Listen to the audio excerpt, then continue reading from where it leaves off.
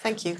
So thank you so much for inviting me to this fantastic meeting. I was in Venice in 2014, which was very inspiring for me. So I'm excited to be here as well. I have no financial disclosures. So the topic is glaucoma in aniridia. Glaucoma occurs in around 50 to 75% of individuals with congenital aniridia. And the glaucoma diagnosis, the mean age is around 13, 14, 15 in some materials. Median age 8.5 years. Congenital glaucoma is rare. So when you have pediatric glaucoma patients, you really have to be stringent when you establish the diagnosis.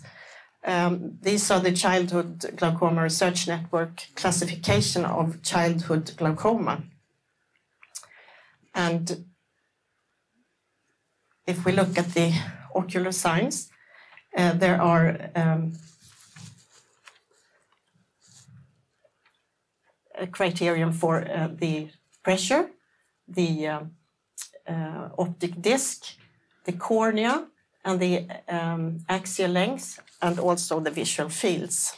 If you have two criteria, then it's very suggestive for a glaucoma diagnosis. If you have one criterion, then you are considered as a glaucoma suspect. So I'll go through these criteria one at a time with special consideration for aniridia. So when you measure the pressure, GAT is the gold standard, but it can be difficult in the pediatric patient. So I usually use eye care. It's easier for the child. But you have to bear in mind that the cornea in aniridia is thicker than in other eyes. And this might lead to incorrect estimates of the IOP, which you have to consider in the context of the whole examination. You're not supposed to adjust the pressure according to the CCT. Those algorithms are not valid for pediatric eyes at all, whatsoever. Of course, you should check the IOP regularly when you have your checkups with aniridic children and adults, of course.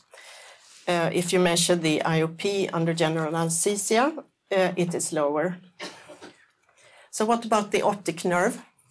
The optic nerve hypoplasia is quite common in aniridia, and optic nerve coloboma are seen occasionally. It's important to document the optic nerve regularly and evaluate it continuously, so you can give, so you know how the extent of possible glaucoma damage, so you can give good information and realistic expectation if you in the future need to do, for example, corneal procedures or cataract procedures. This patient I examined under general anesthesia a couple of weeks ago. Sorry.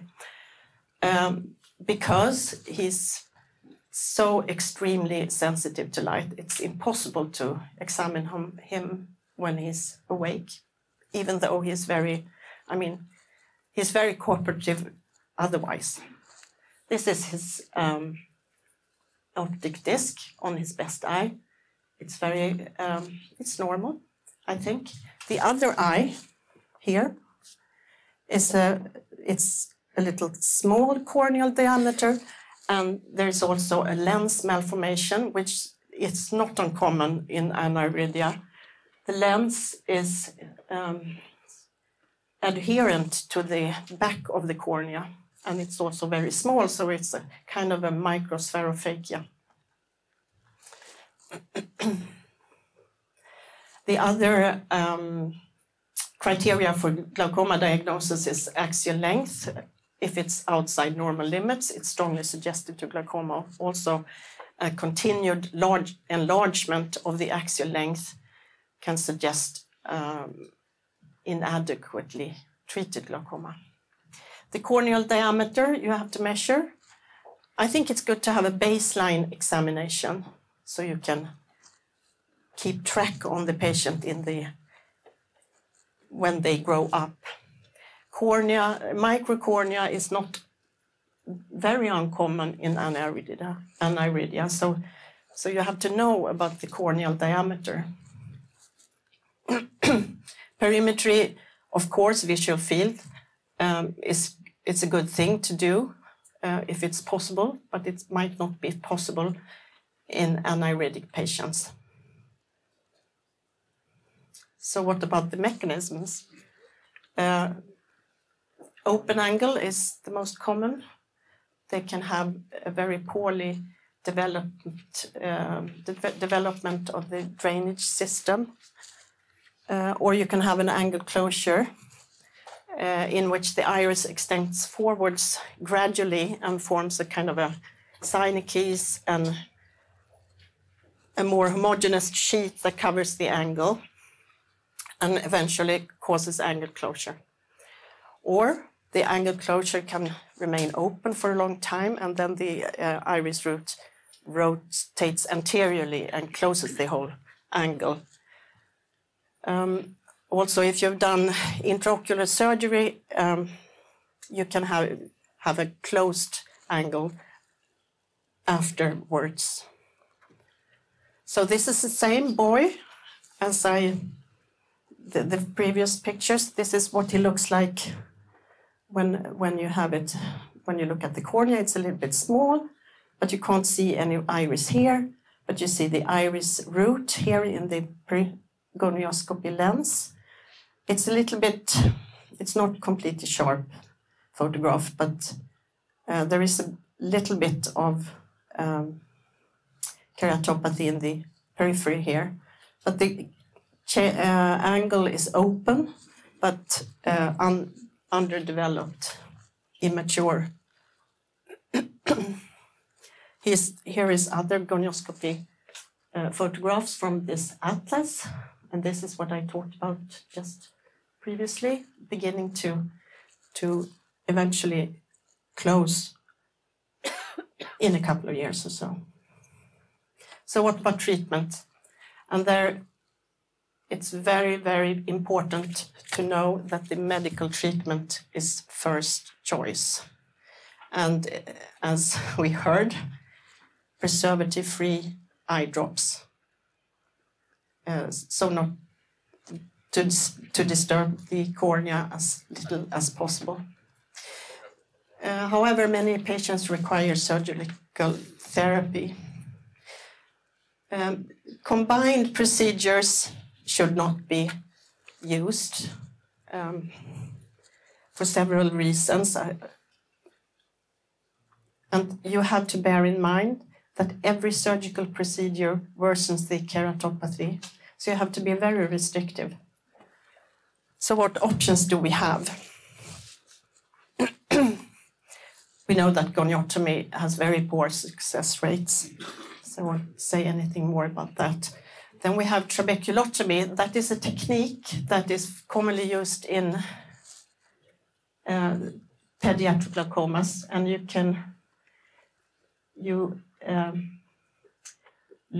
do a scleral flap and you identify the Schlem's canal here, and then you open the Schlem's canal with this small, thin probe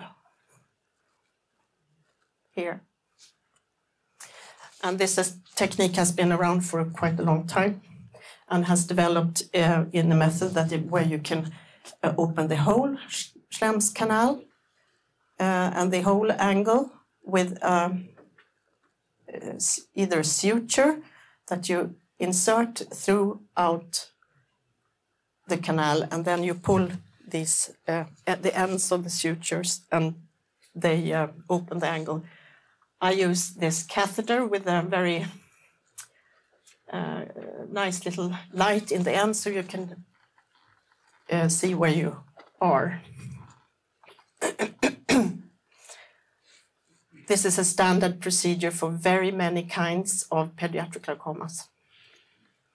So how are the results in Aniridia? There aren't very many papers published on this with this method, but this paper came, they studied 29 eyes, 16 patients, a very early debut of glaucoma with a follow-up for 9.5 years. 12 eyes had trabeculotomy either once or twice. The other 17 eyes had different procedures. So the trabeculotomy group had really good pressure control. That is 10 eyes out of 12. The other techniques only got good IOP in 18% after the first procedure. The special thing about this study was that the children was very young. They were 1 to 2 months old, so it was a very early diagnosis, glaucoma diagnosis in these patients. So, in my experience, I've done trabeculotomy once, and it worked fine in a 4-year-old boy. So, if you compare trabeculectomy with mitomycin C, which is a technique that we commonly use in adult glaucoma patient, and compare them to this OralLab aqueous drainage implant device, which is very similar to the Barwelt tube. This is an Indian report. They studied 30 eyes, 30 patients. 18 received this OralLab implant, and 12 eyes had trabeculectomy with mitomycin C. And the probability of failure was 11% in the AADI group and 58% in the trabeculectomy group. Also, the need for cataract surgery was in 5 patients in the trabeculectomy group, none in the Aureus implant group. The pressure was lower in the implant group compared to the trabeculectomies. Generally, trabeculectomy in children have don't have very good results, or at least in small children. Also, the usage of mitomycin C or 5-FU increases the risk for worsened keratopathy. So I talked a little bit about glaucoma drainage devices. Here you can see there are different kinds. Here's the Ahmed valve and the Barwelt. Here's one of my patients with the Ahmed valve with a tube in the anterior chamber. This is not an Aniridia case. When I have done Ahmed valves in Aniridia cases, I usually put the tube obliquely, not like this, but more parallel to the limbus. So what are the results in glaucoma drainage devices? Arvai looked at 8 eyes with either the Barwelt glaucoma implant or Multino. The IOP control was successful in 88%, but 1 eye got blind due to retinal detachment. In this paper, Ahmed glaucoma drainage device, there are also 8 eyes with good control in 87% of the eyes. Also here, there was an intravitreal hemorrhage with a secondary retinal detachment. So glaucoma drainage devices usually works, but they're not without problems. And I think it's usually, or has been, the first choice in older individuals. Cyclodestructive surgery, for instance, diode laser, cyclophotocoagulation, or cyclocryo, has not very good success rates. You need to treat them again, and the keratopathy worsens. I've stopped doing cyclodiode laser in 2014, so I haven't done that for 10 years in aniridia patients. I don't think it's a very good idea. Also, you can get phthisis and increase the cataract. So what about my own surgical experience? I worked in Akademiska sjukhuset Uppsala and here St. Erik's. The last 8 years I've been here in Stockholm. I've done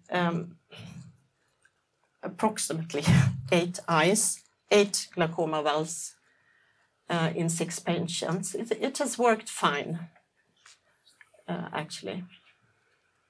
But I don't have, this is not a paper, I don't have follow-up on all of them. I've done one Boston keratoprosthesis patient here at St. Erik, and I have done cyclodiode laser in 4 patients, but it didn't, the keratopathy increased, so I stopped doing that. 2 eyes were lost, I don't have any information on them. And I've done 1 trabeculotomy in 1 patient. So what about the long-term visual outcomes in aniridic glaucoma? This study is an Indian study by Jane and co-workers, where they studied 64 patients, 128 eyes. The mean age of glaucoma was 15.8 years. They didn't include children younger than 5. 53% had medical treatment only, 47% underwent surgery, trabeculectomy being the most common procedure, and cataract in second place. So 28% had a vision better than 6/60. Of them, 7.8% had better vision than 6/18. 57.8% were blind, legally blind, and 26.5 patients had phthisis bulbae. And that is a very high number to get phthisis after any kind of glaucoma surgery. It's very uncommon. But I think the explanation might be that the ciliary body is underdeveloped in aniridia. So it's very thin line. You really have to be careful when you do surgery and think about it so you don't over-treat. To illustrate this, this young man, whom I met when he was in his 20s, had congenital aniridia with a congenital glaucoma with ophthalmos in both eyes. He underwent a trabeculectomy with mitomycin C very early, and the cornea became opaque very, very early, within a couple of months after that procedure. This eye, and it's smaller than the other, this eye is larger, but there has been no surgery on this eye. And the keratopathy is almost the same. So I think this is how it is for some patients. with the keratopathy, but I strongly advise not doing trabeculectomy with mitomycin C in aniridia. There is a condition called aniridia fibrosis syndrome. It's a progressive retrolenticular and retrocorneal membrane formation causing movement of the IOL forward, and also this tissue can grow into the tubes and blocking them. It occurs after several multiple intraocular surgery procedures like penetrating keratoplasty, IOL, or glaucoma drainage devices. Last slide, almost. I just wanted to share with you how different the phenotype can be within the same family. These are two siblings in their 30s. Their mother has also congenital aniridia. Here, this patient had her glaucoma diagnosis when she was 16. Small cataract opacities developing in her late teens. Tubes were put in when at 26 and 27 years of age. And she has almost no cornea at all. But the corneas are, she has no iris at all, sorry. But the cornea is quite clear. The other sibling has a microcornea here, but the iris is there's much more iris left here. No glaucoma, but big problems with the keratopathy. And also cataracts. Both of them have foveal hypoplasia, as is always present, I'd say. Mild ptosis and nystagmus. So in conclusion, glaucoma is common in aniridia. You need to have regular checkups. Medical therapy, always first choice. Use preservative-free eye drops.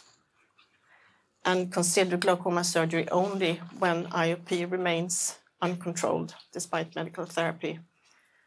Trabeculotomy, useful in young children, I'd say. Glaucoma drainage devices, usually first choice in older individuals, but of course that's an individual assessment. All surgery aggravates corneal disease. So choose wisely. Thank you.